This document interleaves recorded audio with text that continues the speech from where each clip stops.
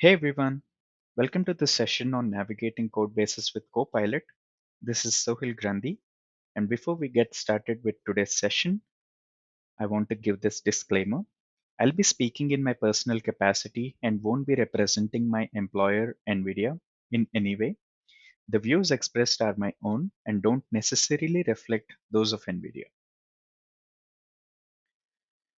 Alright, so for today's topic, let me start with explaining the problem statement. Let's say we have an engineer who is assigned a new project and he needs to get started with a small change in a massively big library. So, dropping into a massively unfamiliar repository, I'm just taking TQDM as an example, and it could be intimidating. So, TQDM is a Python progress bar library used for adding visual progress indicators to loops and iterables. It is an open source Python library, and that is why I'm considering this as an example for this session. And the first step is not always coding. In my experience, it's the mapping. It's mapping the architecture to find our entry points without manually grepping through hundreds of files. So I'm going to use our friend Copilot in order to tackle this challenge, and it is also going to make the task very streamlined and easy. The chat prompt I'm going to start with is as follows. I want to add a custom Pac-Man animation theme to the progress bar. That's my intent. And where is the core string formatting logic that actually draws the Unicode blocks, and what files handle argument parsing? So what I'm trying to do here is to understand the files of importance, and I also want to identify those files where my changes are going to go and how are those files related. And the outcome, Copilot instantly points us to tqdm.std.py file and format meter function or method in specific, indicating that that is our method where the changes will go in. Let's dive into the phase two, blast radius and flow. So before we start changing our core logic, we must understand the data flow and establish the blast radius. We need to ensure modifying the visual string doesn't break thread locks or math utilities. So here is my prompt. Explain the highlighted format meter block. What are the constraints on the bar string length, and how does this function interact with time estimation math? And the outcome, we learn that we only need to intercept the bar variable creation based on ncalls, which is the terminal width, leaving ETA math untouched. So what we're trying to do here is to understand how these files are related, and we are also trying to understand the dependencies between these files so that we don't end up breaking anything. And to a new user who is not aware of TQDM, so it could be an intuition that the files related to ncalls or the bar variable creation, as well as the file related to calculating the estimated time, might be the files that require the change. And after the deep dive, we come to learn that we only need to intercept the bar variable creation based on ncalls, and we don't need to touch the math that's related to calculation of ETA. And the next step, feature development. So now the step is to inject the code safely. So we use inline chat to instruct Copilot to adopt the repository's native variables and constraints. So this is important because any new code that will be added to existing repository will have to follow the same intrinsics and nuances that are already being used by the repository actively. So that is why we need to adopt to the repository's native variables and constraints. It could It could be as simple as following the name conventions or something like that. The inline prompt is as follows. If pacman is set to true, if that variable is set to true, calculate the progress percentage and construct a string where a pacman character, um, it's written as C, but it's a pacman character, moves across a line of dots mapping precisely to the encalls limit. So this is very similar to the pacman animation, right? So we have a line of dots and an icon to mimic pacman itself. And as we make progress through the code or the task, we are trying to depict that in the visual form. And here is an example where you can see a small picture of that. All right, so the next phase is AI assisted validation. As we implement this feature, a feature is not yet complete without actually testing it. And instead of manually mocking the terminal environment, we ask Copilot to generate a simple unit test that aligns with the repository's existing CI pipeline. And the testing prompt is as follows. So, generate a PyTest test case for the new pacman flag in the format meter method. Assert that the string contains the pacman character and respects the 100 character width limit. And what's the outcome? Copilot is able to generate testpacman.py, handling the standard input output and also capturing it automatically. We run PyTest to verify. And this is our final phase, which is the review and PR creation. So once the tests are passing, we prepare the code for merge. We use Copilot to review our difference and generate a comprehensive pull request description. So here is the prompt. Review my staged changes. Are there any edge cases I missed regarding Unicode rendering? And here is an example of PR generation. Generate a commit message and a detailed PR description explaining the new parameter and its safety guarantees. And the outcome? A clean, reviewer friendly PR is created and the code is pushed to the repository. So now let's actually walk through the demo where you can see these phases in live.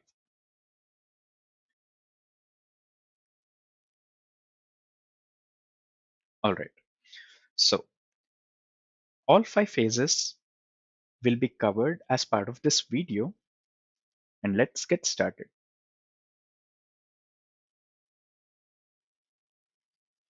All right. So the first step I'm doing here is to understand the repository.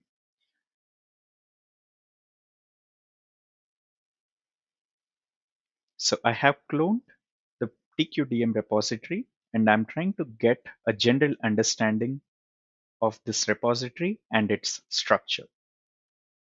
And I'm also asking for a sample command that I can try out to make sure that my environment is all set up and good to go. So once I do this, so as you can see, the Copilot is able to understand the repository, walk through all the files and understand the dependencies under the hood and able to explain in a clean, detailed manner. So once I got the understanding of the repository structure in general and also going through the README file that comes along with the repository, the next step is to explain our task. So let's go to that part. So I'm giving this prompt. I want to add a custom Pacman theme to the progress bar, which is our phase one as we discussed. And we are trying to identify the most important files where the changes will go in. And once it is able to identify, which is this file right here, the standard.py file, and it is explicitly pointing us to the bar format method as we discussed. And it's a huge script, and Copilot makes it really easy to pinpoint the files of importance. So as we try to understand the TQDM class, and we are entering the third phase here. So we have now understood this outline of the repository, identified the most important file and the most important method, which is the format meter method. And as I got an understanding of this method, the next step is to move to phase three, which is the implementation itself. Add a check here. So here is where we have started the implementation. So if a new Boolean parameter pacman is true, ignore the standard blocks and instead create a progress percentage and construct a string where a pacman character moves across the line of dots, eating them as the progress or the percentage increases. Ensure it respects the encalls width limit. And Copilot is able to come up with all the changes as per the prompt requested by the user, and it is able to implement those changes. And the next steps is actually testing those changes. And as you can see, I'm getting a lot of error messages, and I had to go to and fro between these prompts in order to resolve those issues.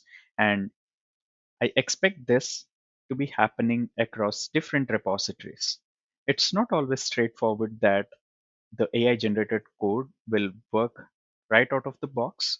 And it is important for us to review it manually and also identify the bugs or the corner cases that AI is missing out. And I had to go to and fro in this step to get my changes working.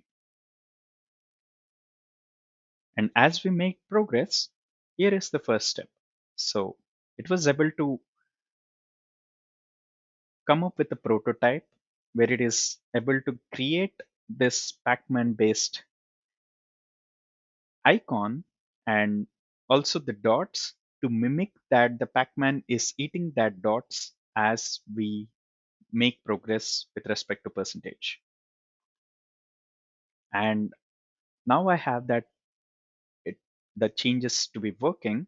I am giving it further prompts to make it much more accurate and colored and visually appealing. So I have asked the Copilot to make it colored, and Pacman should be yellow and the dots should be red.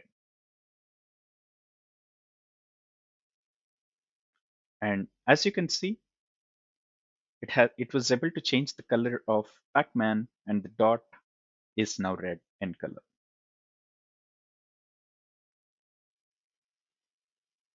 In the final phase, where I ask to create a test Pacman method in order to test my final changes, and I can run this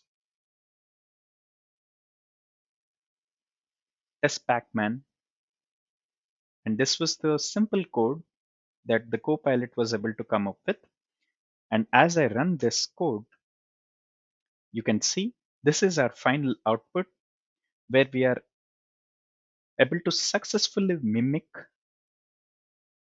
Pacman progress bar visually.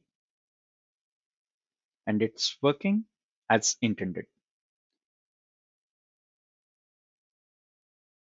Now, going to the final phase. The next phase would be the final review and the PR creation, which is pretty straightforward, and it depends on whether we are using GitLab or GitHub, and the flow is pretty much the same. So to conclude, the key takeaways, the first part is discovery. So what we have done, transition from blind searching to semantic architectural mapping. And we have always established or given importance to the safety, established the blast radius and flow before writing the code, and assisted execution. Focus on the logical intent and let AI handle the syntax and the boilerplate. So we are trying to direct AI using our prompts, and we are focused on the logical intent. That is still coming from us, and we are letting AI handle the syntax and the boilerplate. And the rigorous validation. A zero friction test case creation and generation ensures that the code is production ready immediately. And as you saw, it's not a straightforward process, and we had to go back and forth to get the code running and also review it properly. And finally, the seamless delivery. Automated PR summaries accelerate the code review process for sure. And the code review, in my opinion, is still not final, and it has to be reviewed by few other engineers. And since this is a huge repository, we also need to make sure that the changes are not breaking any of the other flows or features supported by the repository. And this can be fairly automated using the CI/CD pipeline. And if it's not set up, I highly recommend that it has to be part of any huge repositories uh, for any new changes that are coming in. And with this, I want to conclude this session, and I hope this was fruitful. And thanks everyone for attending this session. Have a great day. Thank you.